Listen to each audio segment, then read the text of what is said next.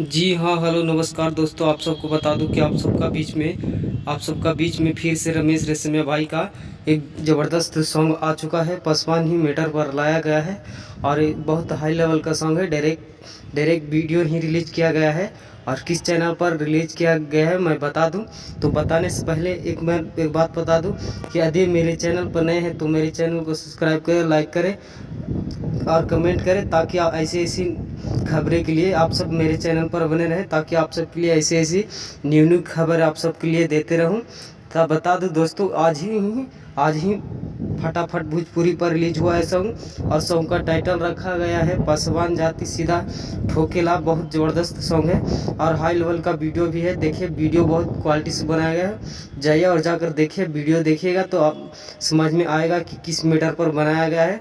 इतनी हल्का वीडियो बनाया गया है, इतनी हल्का वीडियो रमेश रेशमिया ने बनाया है अब की बार कि मन देखिएगा तो मन गदगद हो जाएगा, कि समझ में आएगा कि हाँ, क्या रंग लाए हैं रमेश रेशमिया भाई ने। बहुत हाई लेवल का सॉन्ग है।